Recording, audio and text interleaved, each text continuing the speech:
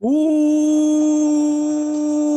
welcome everyone to another Monday edition, a Labor Day edition of Suplexes, Scores, and Save Points. Hope you all had a very fantastic 3-day weekend. Some of us had a 3-day weekend. Some of us had to work every single day. I, of course, am Ryan. I'm feeling a little under the weather, but I am powering through today for the podcast. I'm being joined by my co-host. We'll get into that later. The current still predictions champion. It is Nathan. Yes. AEW fried my brain like Matt Riddle, bro.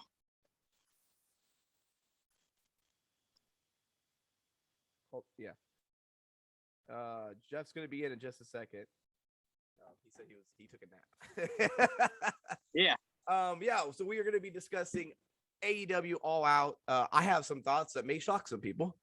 We also are going to be talking all the wrestling and all the sports. But first, we are going to jump on into the world of video games. On the Friday show, you missed, Nathan. And I realized I need to do research if you're going to miss, because I don't know anything going on in the world of video games. So you are going to have to catch me up on a lot of stuff. All right. Well, we'll jump right in, Ryan. We'll talk about Arcade 1-Up. Yeah. I'm going to talk about them in a while. Some leaks came from, I think they came from like a weird ass website, like Wayfair or something. It was weird, but some leaks. That's just what I need. Yeah. So some leaks came of some new cabinets, and they are for kids. Like, I mean, these things are kind of targeted towards kids anyway because of the size. A little bit, but big kids. But these things are most of the time, the games are from people that are like in their 50s and their 40s, And but this one, Ryan, is a little interesting because it's definitely targeted toward kids, as one of the cabinets is Paw Patrol. Yeah, that's a very very targeted towards kids. Yeah. So we got Paw Patrol and Pac-Man. Pac-Man's weird. Pac-Man's just, that was the first arcade 1-up, and it's just, when you think arcade games, you think of Pac-Man. So I guess that's why they threw it in there. I don't know. Yeah. But these things are made out of plastic, Ryan, not wood like the other ones. They are fully assembled. They come fully assembled when you buy them. That's better than the one you bought where we had to assemble it and didn't know what the freak we were doing for about 2 hours. Yeah, you're supposed to do it in 30 minutes. It did not take us 30 minutes. No. Yeah. So, but yeah, this thing, full plastic, fully assembled.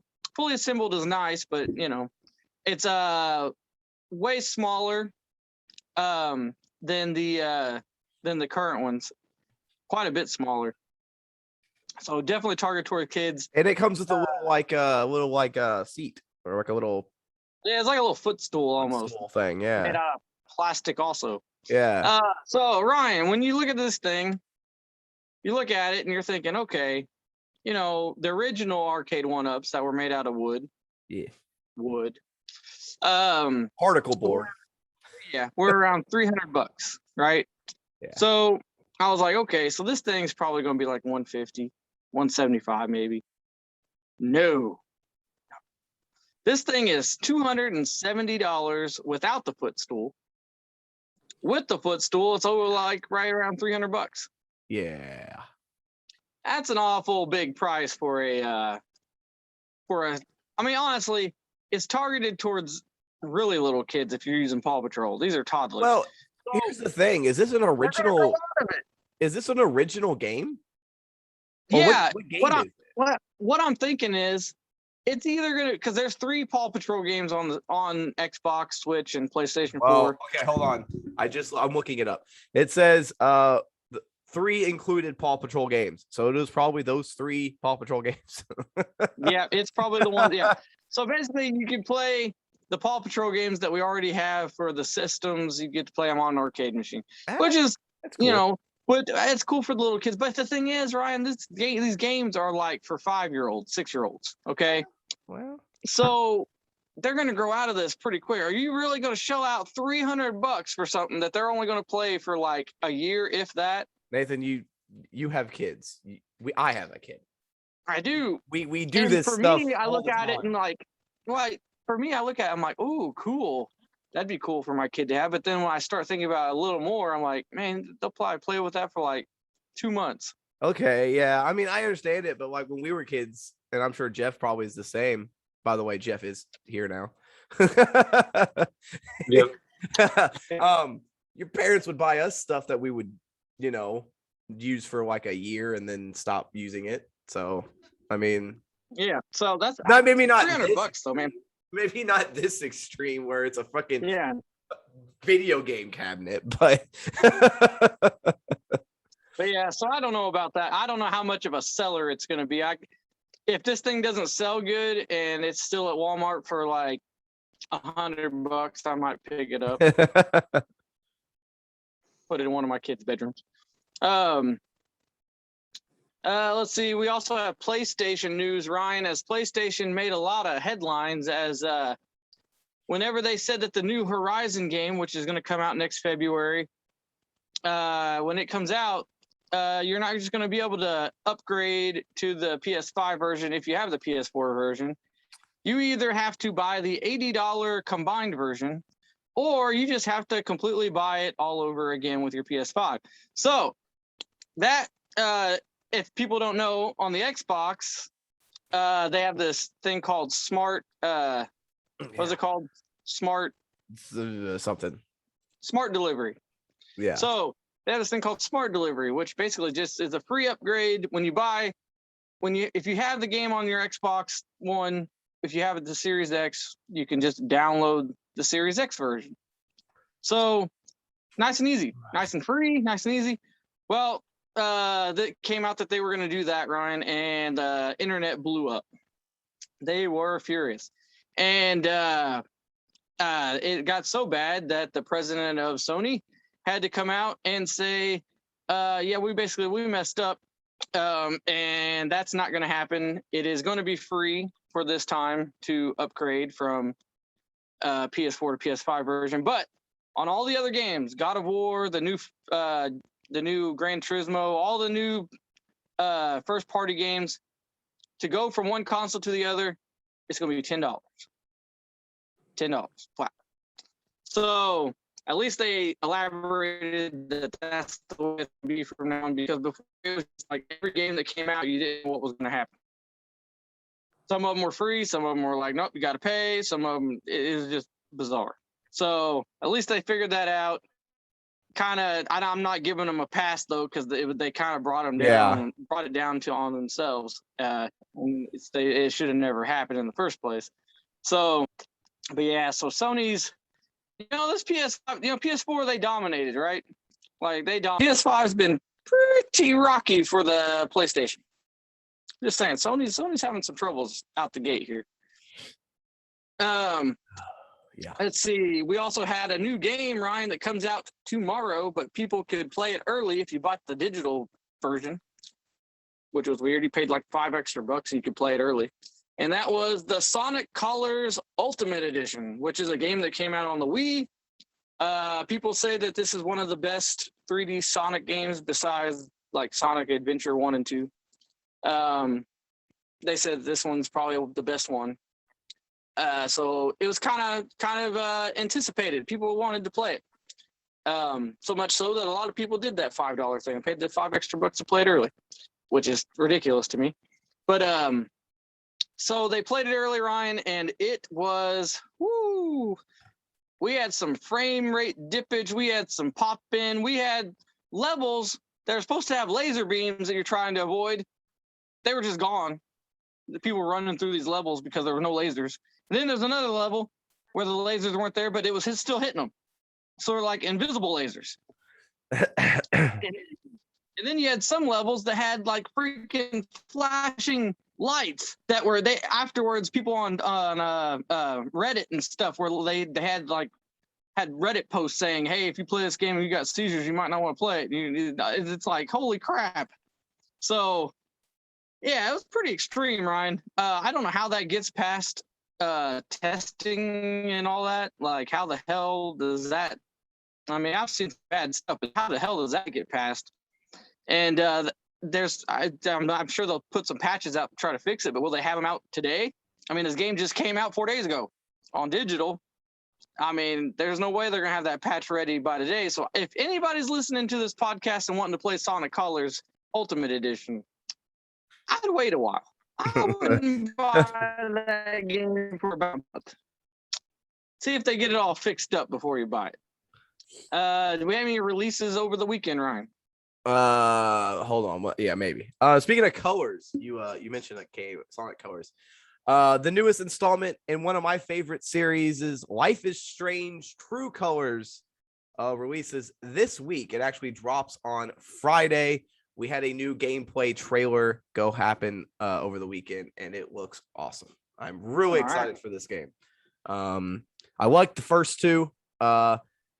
If you're into games that are very, make you think, make you feel, pretty emotional, these are the games for you. I love these games. Life is Strange are great games. So yeah, that comes out on the 10th for all. I think it doesn't come out for the Switch yet. It will be, but not right. I don't think. At first. Yeah, Switch is always late. Well, they have to dumb it down for the Switch. Gotta get on that little cartridge. Yeah, it takes them a little bit to figure that out. Over the weekend we had no releases at all. Wow. Tomorrow, like you said, Sonic Colors Ultimate is out for the PS4. Dream Cycle is out for the PC. Fist Forged in Shadow Torch is out for the PS4 and PS5.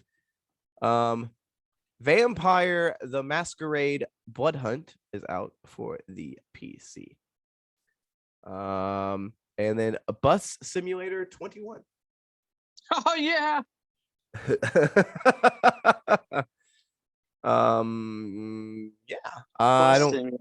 Bus Simulator 21.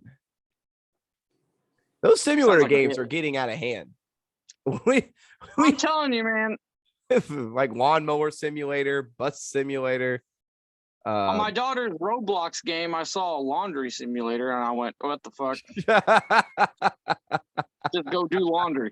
What the hell?" And then one more thing, in another delay, kind of a delay. The Microsoft Flight Simulator's Top Gun expansion has been delayed till next year. Son of a bitch. Yeah, so they're waiting because the next movie comes out. So Top Gun Maverick releases in May 27th, 2022, and so the expansion will also be released on May 27th, 2022. Oh, it got delayed again. I didn't know that movie got delayed. Yeah, the movie got delayed now. The movie got delayed till May. So, man. Also, just because we're talking movies, right. Jackass has been delayed to next year, and Mission Impossible 7 has been delayed till next year as well. It's insane. All those movies are supposed to come out in 2020. Well, they're all coming out 2022. So all right, fine. Let's jump into the world of sports. We had college football back. The first week of college football. What are you talking about? I told you there was already a week. That didn't count. This is the real week. That didn't count. It was real. It didn't count. It didn't count. This is the real first week. We had a lot of upsets. We had a lot of blowouts. Actually, there weren't a lot of upsets. There was a lot of blowouts. Virginia Tech beat North Carolina. That is an upset. North Carolina's a basketball school. They were ranked number 10. Well, so was Indiana. We saw how that turned out. All right, that's all I'm saying. Yeah. Not a good day for Indiana football fans. Iowa spanked them and then kept spanking them and just kept spanking them. Iowa beat Indiana 34-6. Just absolute demolishment. Demolishment? Is that a word? I don't know if that's a word. It is now. It is the new word for Indiana football is demolishment. This thing just went whoosh, like it just blew up. You talk about no upsets. Well, there was a pretty big one actually. Because Montana beat number 20 Washington. Ah, That's a pretty big one. And then we had a That pretty is good pretty game. I want to talk about this. The game yesterday, Notre Dame and Florida State went to overtime. Notre Dame winning it 3-0. And then after the game, Coach Jim Kelly, what's their name? What's the name of their coach? yeah, Jim Kelly. Jim Kelly said that he felt like, what was I'm trying to get the exact quote. I don't want to misquote him. You don't want to misquote him because he kind of misquoted himself. So yeah. So the coach, the interviewer asked him how talk about the execution of the team, and he says, "I'm in favor of execution. Maybe our entire team needs to be executed after tonight." An exact quote from head coach. And everyone took him crazy, and he was like, "Obviously, I'm joking." He goes, "Obviously, it was a bad joke." He goes, but he's like, "Are you people crazy that you actually thought I was serious?" That's funny. That's the world. That's the world today, man. Can't say shit like that. What other top 25 scores? Ohio State beat yeah. somebody. Well, Ohio State beat Minnesota 45-31. Coastal Carolina, who's ranked number 22, beat the Citadel 52-14. Utah beat Weber State 40-17. Utah is ranked number 24th. Arizona State, ranked number 25th, beat Southern Utah 41-14. Like I said, Iowa beat Indiana. Iowa's 18, Indiana 17. Alabama, number 1, beat 14 Miami 44-13. Oh, number 2, Oklahoma beat Tulane 40-35. Very scary game there. Almost won. Yeah. Number 5, Georgia and Clemson had a freaking stinker. Well, I guess if you're a fan of defense, you like this game. 10-3, Georgia wins. Texas A&M beat Kent State 41-10. Iowa State, number 7, beat Northern Iowa 16-10. Number 8, Cincinnati beat Miami, Ohio 49-14.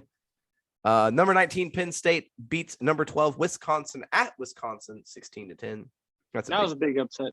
Other than that, Texas beat Louisiana. Both teams ranked 38-18.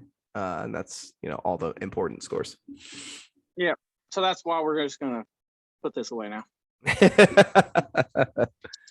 It burned my hand holding that.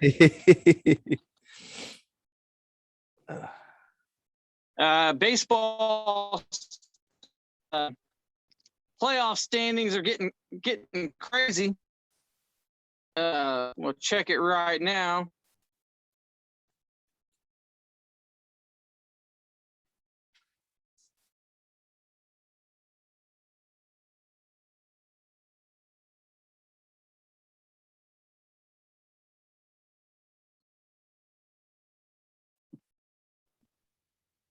Sorry, I'm back.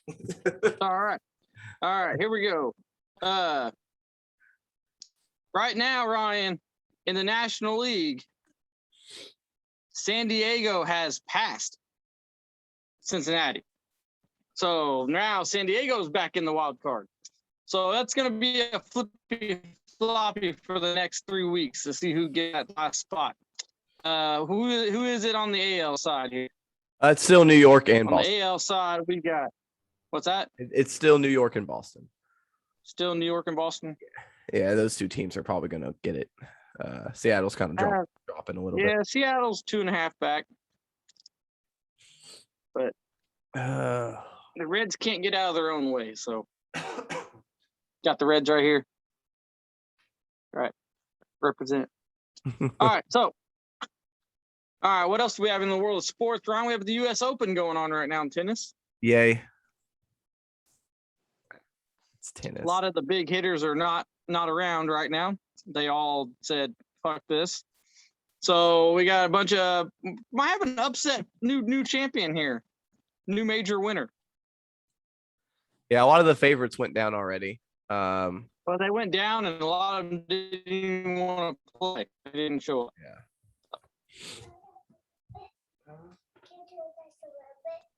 Kind of sucks for the U.S. Open. Let's see. We had Canadian football, Ryan. Let's see if I can pull up some Canadian football real quick. I'm not as quick at this as Ryan is. Hold on. I got it. You got it? I got this. We are into right. week number what is the I don't know what week it is, but we are week 5. We are 1 week away from not caring about Canadian football anymore is what we're at. We are week 5 in the Canadian Football League. We've got Montreal beat Ottawa 51-29. Winnipeg beat Saskatchewan 23-8. Edmonton beat Calgary 14-10. Oh, actually, Edmonton is playing Calgary right now. 14-10. And Hamilton beat Toronto 32-10. Hamilton. Doesn't sound like a Canadian team to me. Hamilton, Ontario. Oh, okay. They're the Tiger Cats. Rawr. We got the Edmonton Elks, the Hamilton Tiger Cats, the Toronto Argonauts, or Argonauts, sorry. The Calgary Stampeders. Stampede. Not the Stampede, the Stampeders. The Saskatchewan Roughriders. All these are horrible. The Winnipeg Blue Bombers. The Montreal Alouettes. And the Ottawa Red Blacks. The what? The Red Blacks. And there's also the Okay. British Columbia, the BC Lions. Or at least they have a normal name. What else we got? NASCAR. Yeah. We had the first the playoff race, and there was a lot of wrecking going on in this one. Yeah. I thought this was the second playoff race. No, this was the first. Wasn't it? Oh, I thought it was the second. No, they Yeah, it was the first playoff race. Eventful ending to the race. Kyle Larson said he was just going to try and video game it to get the win, which is the phrase for bouncing the car off the wall and riding the wall and hopefully it sticks, which actually worked for once, kind of. He didn't win because Hamlin had the outside covered, but if Hamlin would have been running that low protection line, I think Larson would have buzzed right around him, riding the wall the whole time. But it was an eventful finish. Larson, respectfully did it at least. Didn't turn Hamlin, didn't wreck him, anything like that. That's insane. Yeah, he didn't turn him, unlike Austin Dillon, who turned Busch. Well, that was actually on Kyle Busch. He came across there. his nose trying to diamond it. And he for once actually owned up to it. He didn't actually play the blame game for once. Yeah, well, he kind of threw his team under the bus, but yeah, he goes, that wasn't the three's fault. So yeah. Danny Hamlin, it's funny. He hasn't won a race until now. He went through the entire season without winning a race, and then the playoffs start, and he wins. Yeah, it's like he was like That's first crazy. in points basically the whole time, or even without a win. And now he'll probably turn it on now and turn on the Jets here. We'll see. Yeah, pretty eventful race though. It was pretty crazy. So the next race we are going to is Richmond. I like Richmond. Richmond's a cool track. That should be a fun race next Saturday. Now their night race. Actually, we got like 3-4 night races in a row here. That's crazy. Like they waited till now to do all the night races. Yeah. It's like we're gonna throw them all right now. Well, I mean, you get that prime time spot for the Chiefs. I'm just saying. Yeah. And a little bit of NFL news. The Texans officially named Tyron Taylor the starting quarterback. Obviously, Deshaun Watson is on the roster, but will obviously not be dressed and will not be playing. So, Yeah, Tyrod Taylor is pretty good. I'm kind of regretting my picks that I made earlier. I don't know. We'll see if he can carry that team to a few wins. I don't know. The rest of the team's not that great, so yeah, I don't know.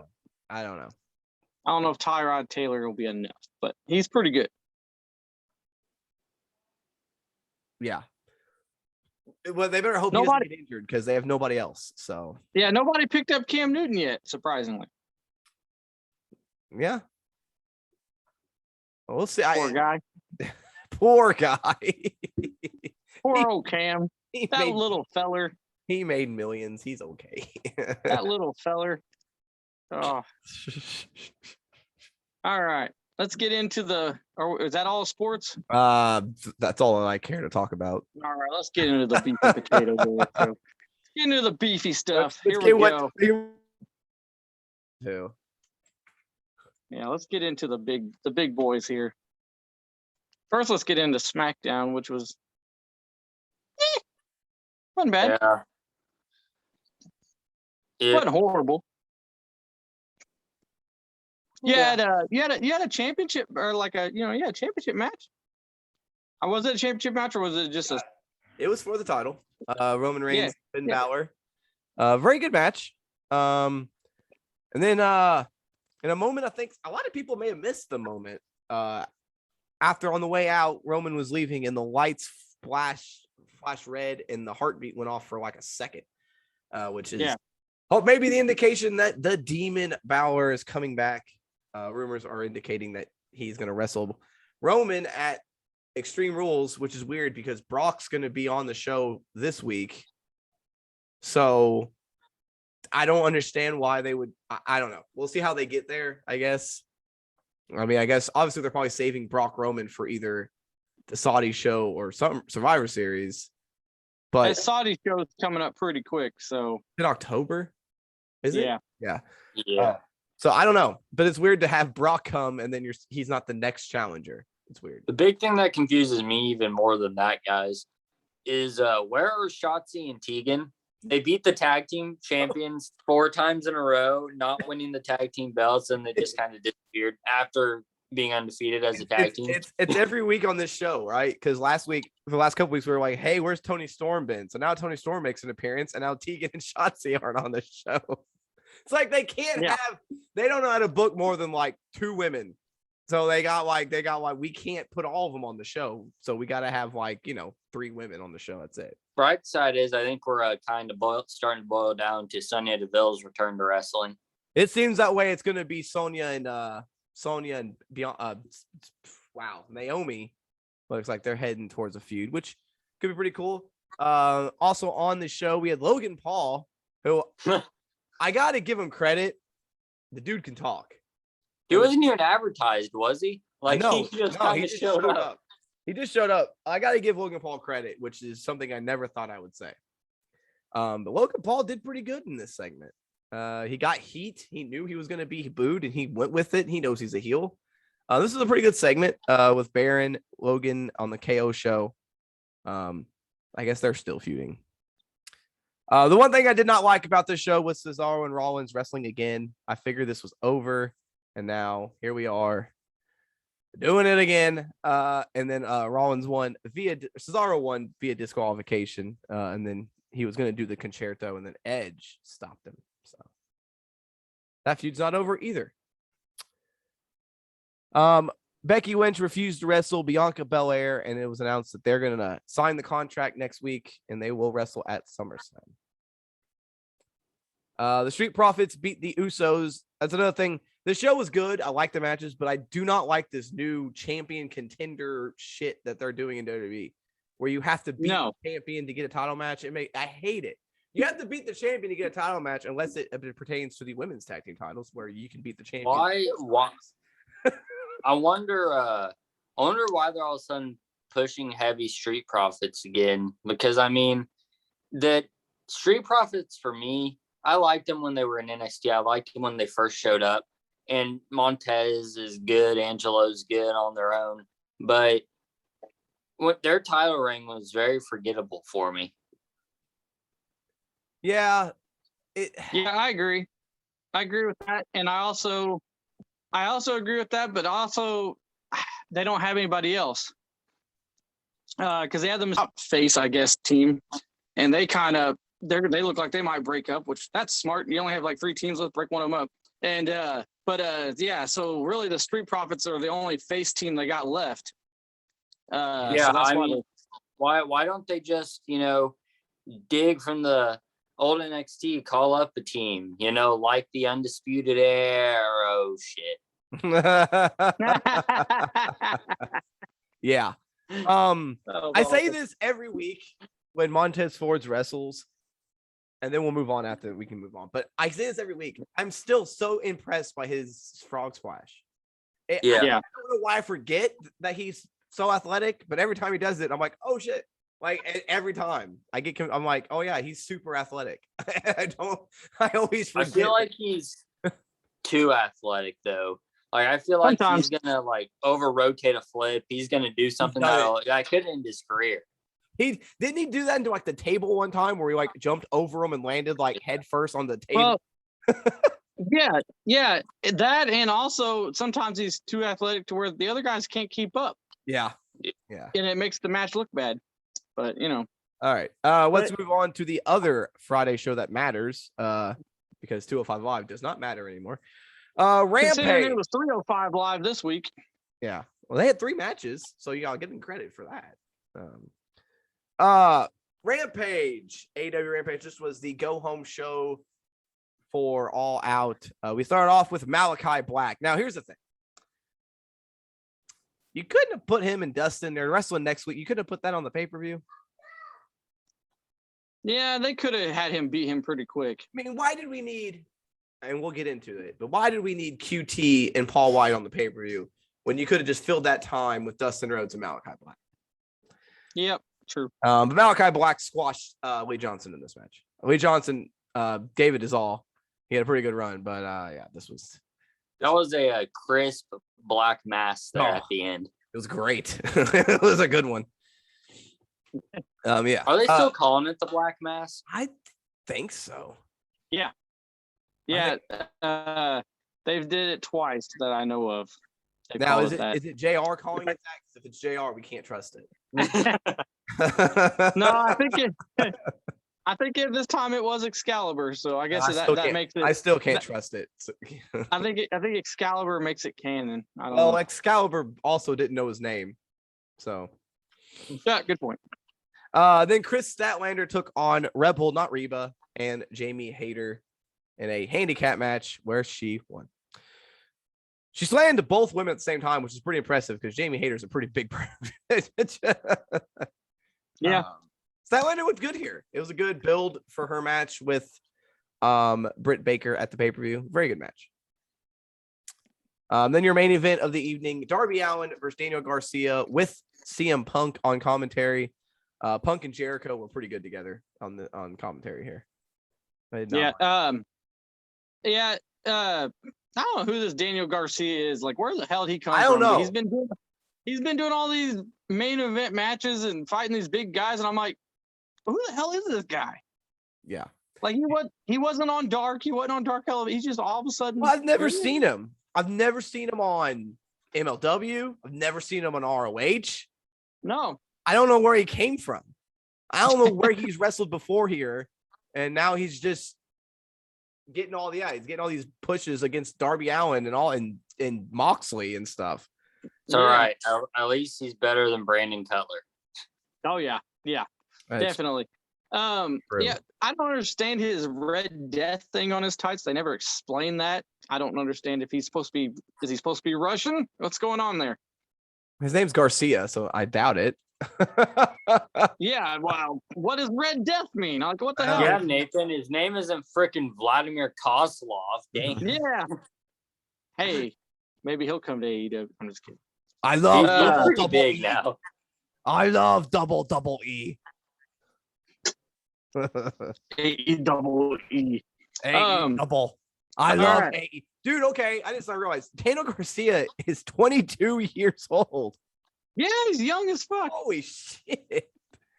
I did not realize he was that young. He's not bad. This match was okay. Ended in a brouhaha, and CM Punk got into it, and then they faced off against each other. CM Punk and Darby Allin to set up the match. Yeah, I thought it was pretty good. I think it was okay because they set up on this go home show. They didn't really, it's not like they're treating this like Thunder. You know how WCW had Nitro and Thunder. you'd have the go home show for the pay-per-view on Nitro, and then they have the exact same go home show again on Thunder just to reiterate everything. Yeah, It was really annoying. Thunder was terrible. So yeah, this they learned from those mistakes, and they put the matches that didn't get highlighted on Dynamite. They highlighted them this on. is more of a SmackDown. And not just because it's on Friday, but it's more of when SmackDown debuted, it was basically a second show that was a major show. Yeah. So hopefully they keep that up. And it's only 1 hour long. I like it. Yeah. Power through it. No problem. It's hard for me to watch it because I usually work Saturdays, so I watch it the next day. But very good show. Which leads to another very good show, AEW All Out. This was now everyone knows or thinks that I'm the biggest AEW hater. I don't think they're any good. I will go on record right now and say this was a fun ass pay-per-view. I had legitimate mark out moments. This was awesome. This top to bottom, except for a few matches that I did not particularly like too much. Well, basically one match. This show, they knocked it out of the park. So this show for me, guys, is the proverbial stake in the heart starting at WWE. So, you got WWE's heart, the stakes right on the chest. It's one light hammer tap to line it up, get in a little bit, and AEW is on the rear back, about to come forward on that full stake to the heart. So I think this show really solidified that AEW is starting to become the WWE that we want. Yeah. This was a very fun show. We'll just go match by match here and talk about. We started off on the buy-in with a 10-man tag team match. If you want to, I didn't like this match. They did this stupid indie spot where everyone had a submission hold on each other. That took me out. I was done. I was like, all right, well, this is indie. And I didn't care. But the Best Friends and Jurassic Express defeated the Hardy Family Office. But then after the match, I thought they were just stalling for time because they were just like celebrating for like 20 minutes. Yeah. And then it led to the Butcher coming back, and the crowd went, "Oh yeah, he still works here." And everyone forgot. They were like, "Oh yeah, he actually works here."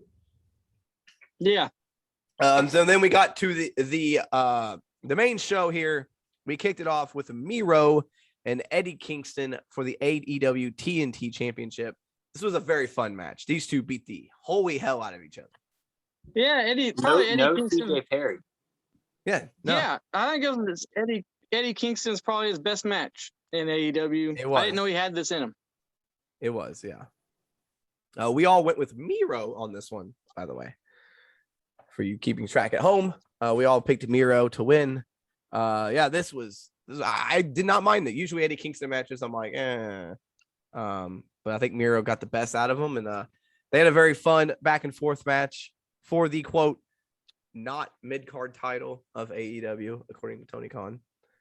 It's not the main event, it's the mid-card, in my opinion, but that's and Miro ended up winning. Eddie Kingston got to the ropes on the game over, which no one's done. So that was cool. And then Miro ended up making him tap out anyway. So a very good way to kick off the show and got the crowd pretty hyped up from the beginning. I had Miro for 9, Nathan had Miro for 5, and Jeff had Miro for 7. The next match was Jon Moxley versus Satoshi Kojima. Kojima looked very good here. He looked way better than he did when he went to Impact. Yeah. Moxley had an old man, not gonna lie. He's in his 50s. Not gonna lie. He's an old man, but he looked good. Yeah, this is probably his best match he's had in probably 10 years. Moxley had a cut on his elbow, which looked very disgusting. It was bleeding everywhere, and it was like a gash in his elbow. He didn't bleed out of the head because this was an actual straight up wrestling match. Moxley ended up hitting him with like 2 Death Riders or whatever they're calling it in AEW. It's not called the same thing they call it anywhere else. Moxley put Kojima away, and then I had my first legitimate mark out moment. Because after the match, which was something that I don't think anyone saw coming, No. Minoru Suzuki walked out, and I legitimately freaked out. I could not believe that they got Murder Grandpa Minoru Suzuki. And then the match was announced later that they're wrestling on Wednesday, so they're not waiting. They're gonna throw that match out right away. Holy shit! Oh my god, that's gonna be insane. Yeah, and we all had Moxley, by the way, right? In case anyone was wondering. Yeah. 6 for me, 7 for Nathan, and 3 for Jeff. Yeah, this was a good match. Again, a pleasant surprise because I didn't expect much out of this match. I was like, it's Moxley and Kojima. This is. Yeah. Then we had our second title match of the evening as Britt Baker defended against Chris Statlander. I thought this match was going to go on pretty late. They threw it at me. Third match of the show.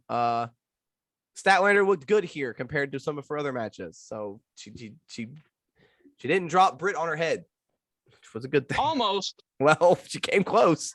She did come on close. that superplex. It was pretty close. Oh, that superplex spot scared the hell out of me. They were on the top rope. They were looking for a superplex, and Statlander got her up and almost dropped her. And then they started to go backwards, and she didn't even have her in the air yet. And I thought it was disaster waiting to happen. Ended up somehow getting her over for the suplex. Britt Baker hit a Philadelphia Sunrise. Pittsburgh Sunrise. Sorry. Pittsburgh Sunrise. She did the spot too, where she pointed at her. That should have been a sign.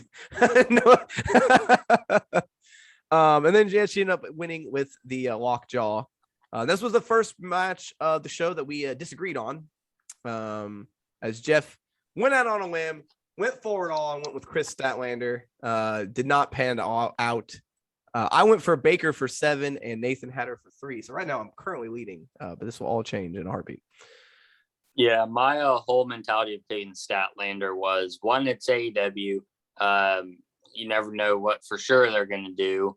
And I was thinking if Adam Cole, his girlfriend was going to win, that would mean that we would not see Adam Cole in AEW for some reason. So, I mean, they were pushing Statlander. I mean, she was undefeated. It really was not like a sure thing that Britt was going to win. I mean, they've been pushing Statlander for like a year now since she came back. So, right. Then we had, and I can't believe I'm going to say this about a Young Bucks match, but we had one of the best tag team matches I've ever seen. And I can't believe I'm saying that because I usually hate Young Bucks matches. Yes, they did their dumb comedy. Yes, I was aggravated. And yes, I screamed at the TV. Yeah. But, yeah, I was going to say, to be fair, they did do some stuff that still pissed you off. Oh, by the way, me and Nathan did watch this together. And yeah. And Nathan was like, it's like they're doing this just to piss him off. But the Lucha Brothers had one of the best entrances I've ever seen, by the way. That song is awesome. I almost picked Lucha Bros to win this match whenever we were doing predictions. Yeah. You just had the Druids back there just. Yeah. Oh, that was cool. I was right there almost picking the Lucha Brothers too. I just thought, I don't know, after the way Rampage ended, I was like, man, they're going to keep it on them for a little bit more. And, but they had a great cage match. They legitimately, man, the fans were about to explode. The Young Bucks got the heat, and they brought in a Nike that had thumbtacks on the bottom of it. Yeah. Penta was busted open through his mask and bleeding everywhere. It looked like he had red face paint on, but it was blood. One of the Bucks, whatever one of the Bucks it was, Matt, I think it was, or Nick, I don't know, kicked them in the face with the shoe, and everyone thought it was over. Lucha Brothers kicked out. They did a top rope Canadian Destroyer, which is crazy. Ray jumped off the top of the cage with a crossbody, which we thought they were going to do something else, and I legitimately screamed when Ray and Nick were up there. I was like, oh shit, this is going to get bad. But in the end, I thought Why does like Pinta even wrestle in a mask? Because 90% of his matches, the mask is like halfway ripped off, anyways. it always gets ripped, and he's always got like half his face exposed. I thought they were gonna do their finishing move at the top of the cage, which was I thought Ray was gonna like break his ankles. Yeah. But the Lucha Brothers did it off the ropes as they usually do, and the Lucha Brothers pinned the Young Bucks, and legitimately one of the biggest reactions I think I've heard in a long time in wrestling. That was crazy. The fans love the Lucha Brothers. Huge celebration. Penta brought out his family, which was like, all right. I thought you wanted to remain anonymous when you were a luchador, but okay. Sure. It was cool. This was a great match. Right now, I would say this is not match of the year because that is Walter and Ilja, but this is very close. This is a very fun match. And then we had the Casino Battle Royale, where the winner gets a future Women's World Championship match. This match was not great. No, this was not good at all. The clubs, the people who started the match off were Shida, Sky Blue, Emi Sakura, the Bunny, and Abaddon. Sky Blue from Chicago. I thought she was like 19, but she's like 26 or something. So she's not really that young. She lasted in this match about, I don't know, what do you say, like a minute and a half? What a waste. She was the first one gone. What a waste of a spot. They made a big moment on it, like on Dark or whatever, that Tony Khan came out and gave her the spot, and it was like a big deal. And then she's eliminated first. Like, what's the point? Then the Diamonds came out. We had Anna Jay, Kiera Hogan, Kylan King, Diamante, and Nyla Rose. Jeff went with Anna Jay in this one. I went with Jade Cargill, and Nathan went with Ty Conti. The Hearts were Thunder Rosa, Penelope Ford, Riho, Jamie Hayter, and Big Swole. Then the Spades came out, which was Conti, Velvet, Layla Hirsch, Jade Cargill, and Rebel Narita. And then we were counting down to the Joker, and it was like, well, who's it going to be? And everyone was chanting her name before she came out. Wasn't really a big secret. It was Ruby, as JR calls her, Ruby Riot, now known as Ruby Soho. Good old JR. The final three of this match, who was it? It was Ruby, Tay, and who else? Who was it? It wasn't Ty Conti. Who was the final three? No, it was Thunder Rosa. It was yeah, Thunder Rosa. I thought they were gonna go with Thunder. I call her Thunder. Thought they were gonna go with Rosa just because of the history with Britt Baker. Considering she did win the Lights Out match, in case anyone forgot. I know it didn't count, but she did beat Britt Baker in that match, and then Britt Baker got the title opportunity. So, right. I figured that was the way to go, but they go with Soho, which is okay. I guess I like it, but it's like, damn, like you just bring her in, and she's gonna lose her second match. She's already getting a title shot. I know. She just showed up. She's jumping the line already. Yeah, that's kind of crazy. So none of us got a point there, but Ruby looked good. This match was okay. Next matchup was Jericho and MJF. MJF trolled the crowd with Jericho's countdown before. Fantastic. That was amazing. That was hilarious. Hey, big takeaway from this match, guys. Jericho listens to the podcast. I'm telling you. He did the lion salt, and I lost it. I laughed my ass off. I was like, holy shit, he did it. Another takeaway, if that's what Fozzy sounds like live, I will never go to a Fozzy concert. Holy crap. That was like Jericho hired. It was like, I don't know what happened. The crowd was way off because they didn't know, because he ad-libbed like the whole song. So the crowd didn't know when to start singing. They didn't know where they were at. It was a disaster. That was bad. This match is pretty good. We differed on this one. I had Jericho. You guys had MJF. I really thought MJF was going to win this one. I really did. I thought I went for Jericho, but I was like, there's MJF's going. Well, I texted y'all my opinion on this after it happened. Well, Why does Jericho go over here and win? What else does he have left to do in wrestling besides Yeah. AEW liking old fucks squashing younger guys. This didn't I really, know, I it don't- didn't I- really make sense because Jericho's going on tour. Yeah, that's what I'm like. Way to kill MJF's momentum, you know? Like, Yeah. But Jericho did win. I don't really understand this. Jericho pulled out every one of his moves. He did which is funny. In this match, he hit all his moves, but in the match where his spinning elbow was banned, he didn't do any of his other moves. Didn't make sense to me. He did the code breaker. MJF did a code breaker, and the announcers did not know he did the code breaker. Made me laugh. I was like, okay. But Jericho ended up winning. So I got a big 4 points there. I wish I would have went more on Jericho. Would have risked it all. You know, they keep calling MJF the future, but they're not letting him prove it. His only real, like, he's undefeated other than now he lost to Jericho, but his only real good win was against Cody. And that's it. And they didn't well, I guess he's not undefeated, is he? I guess because he did lose to Moxley. Yeah. But like, he's beat Cody, and that's it. And then he's feuded with Jericho for like a year and a half now. It feels like, good God. And then the next match was the match everyone was anticipating, Punk and Darby. I don't know. This match kind of underwhelmed for me. Punk sporting some new gear too. That pissed me off. It looked cool, but it was kind of bland. It's just black with the Chicago Stars. I was like, this match was just a ground match for a while there. A lot of holds. And I get it. I understand. Punk hasn't wrestled in 7 years. I understand. But I mean, this match was all right. I think it picked up towards the end. It did. They ended up picking it up towards the end. Punk, my favorite spot of this whole match was Darby went for the coffin drop and Punk just sat up. It was the greatest. And laughed. And then laughed. But Punk ended up winning with the go to sleep.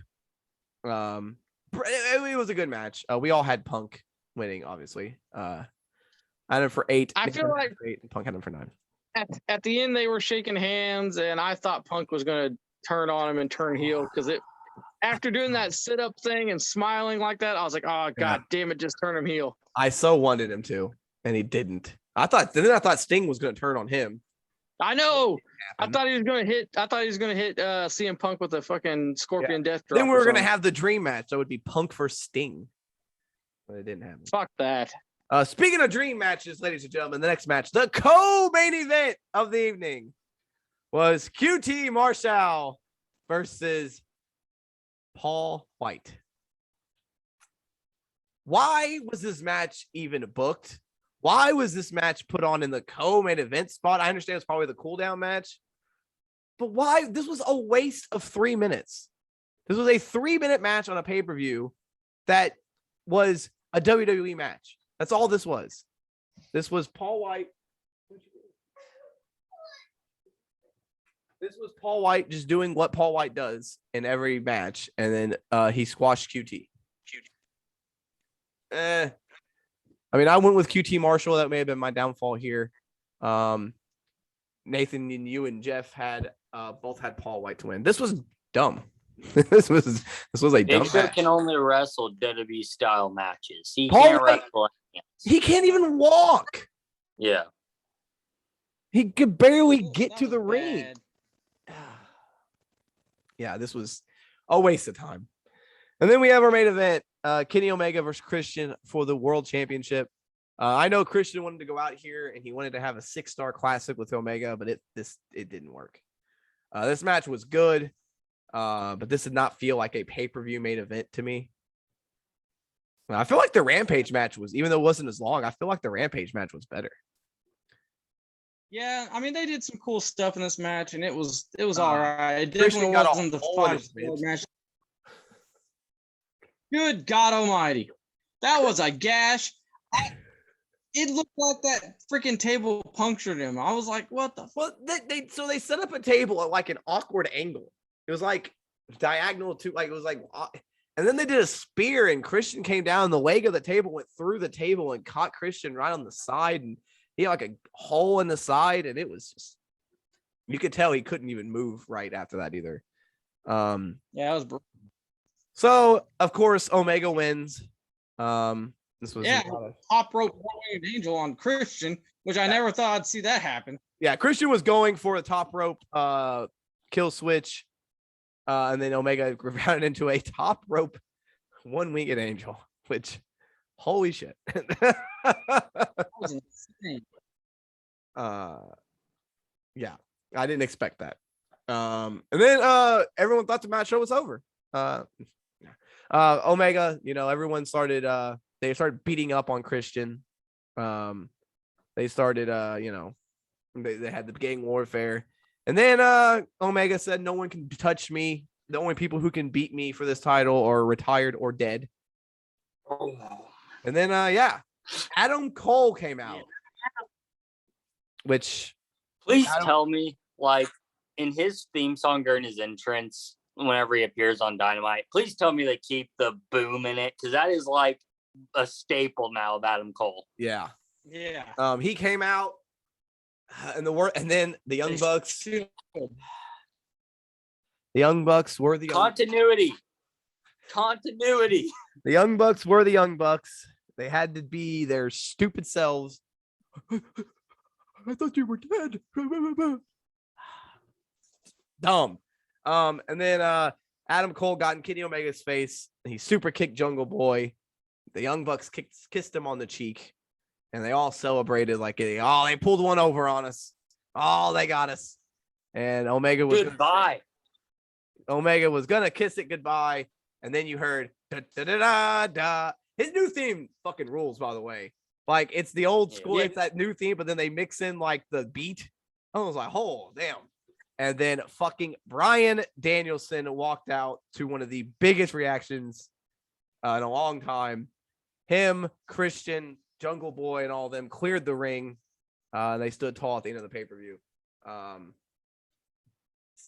You got Adam Cole, you got Ruby Riott, Ruby Soho, and you got Bryan Danielson all showing up on the same show. That's pretty fun. I got it right for the extra bonus point. Yes. You did. You had 3 for the extra. You got that right.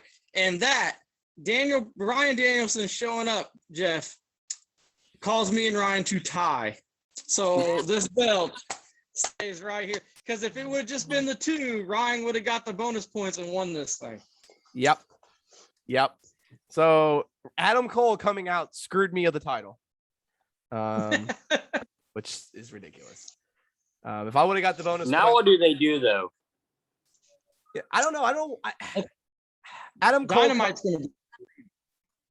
Adam Cole coming in as a heel, I guess, makes sense, but him joining the group, I don't know. I don't know where they go with that. Maybe he'll turn on him or something. I feel like they're gonna just pull a Bullet Club at some point, and they're gonna kick Omega out, and then Cole's gonna take his spot as like the leader. You think they'll kick Omega out? Yeah. I tell you, a guy that needs to be kicked out. Carl Anderson. Carl Anderson. Fuck Carl Anderson. Get that dude off my TV. Get him off the TV. He calls out little people on Twitter and Instagram. He'll call out. He say he doesn't care who you are. Carl Anderson, if you see this, sign me up for a boxing match against your bitch ass. I'll knock your ass out. Yeah. Carl Anderson has been added to my fuck list along with Darby Allin, Joey Ryan, a couple other ones. Yeah, and he came out here and he's terrible, by the way, Carl Anderson. I've never liked him. He could do a spine buster, and that's about it. I'm be honest. Yeah, Dynamite's gonna be copies the RKO. Yeah. Dynamite's gonna be a crazy show. Apparently, I don't know if this is a little coincidence or not, but Vince McMahon is not at Raw tonight. So he may have had a stroke. Vince McMahon has lost his mind. And now we're gonna see Vincent Kennedy McMahon is all elite, so he'll be on it. No, but yeah, that's crazy. Raw tonight. I don't know, man. They're gonna have to. Are they gonna have more than the same 5 people? Well, they're doing a 7-team tag team turmoil match. There you go. For what? For the number 1 contendership. Oh, Shotzi Tegan our number 1 contenders? Oh, sweet Jesus. No, for the Raw title, for the men's titles. Oh, men's title. Yeah. Where are they getting 17? You got AJ and Omos, the Viking Raiders, the Lucha House Party, Jinder and Veer, T-Bar and Mace, Mustafa and Mansoor, and the New Day. Oh, okay. That's legitimately I 17. swear to God, if New Day wins, I'm turning Raw off. How come Jinder's wrestling as a tag team wrestler? Well, aren't they a tag team? Yeah, Like, why is Jinder the one? I guess Shanky doesn't wrestle.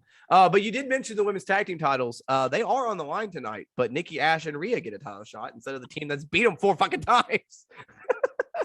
Oh my God. So yeah. Raw will be interesting. But yeah, All Out was great. I will admit it on the podcast. AEW is pretty good. I don't hate them, guys. I don't hate them as much as people may think it. I don't hate AEW. I just want them to knock off the fucking comedy. One thing I don't like about AEW is, have you guys noticed on every one of their products, every one of their shirts for each wrestler has AEW somewhere on the front of it? Like they have WWE Elite doesn't or something. put their branding all over the front of their shirts. Like AEW is basically trying to steal the spotlight off the shirts versus WWE, you know? Yeah. Yeah. Like Adam Cole's new shirt was all Adam Elite Baby or whatever. Anyway. Yeah, so I think that's gonna wrap up this podcast. The next time that belt's gonna be on the line will probably be Extreme Rules.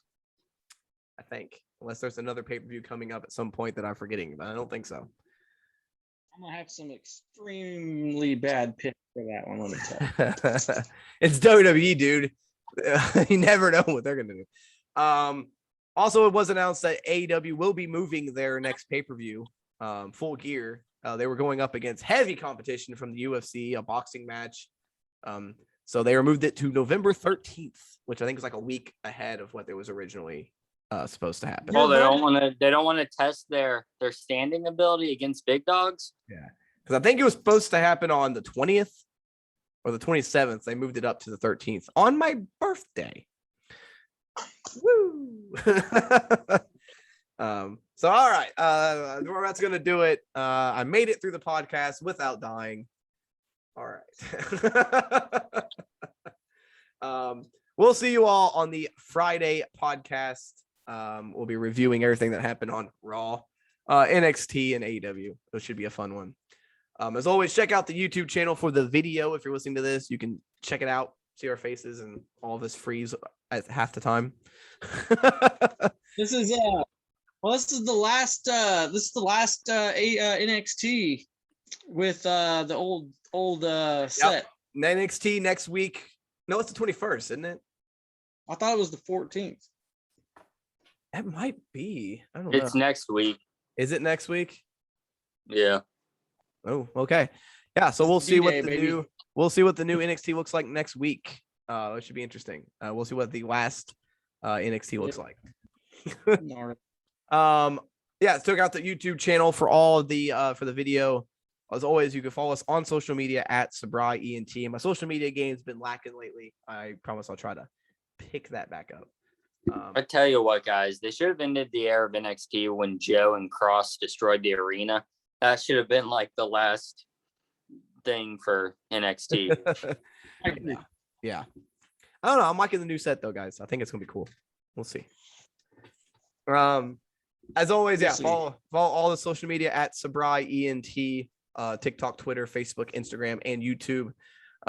Thank you for listening. We appreciate you all. Hope you had a wonderful Labor Day weekend. Back to work for most people tomorrow. So thank you for joining us. For Jeff and for Nathan, I am Ryan, reminding you to always score if you can, save if you must, but always suplex when necessary. Later. Peace. Put the belt up right to the camera.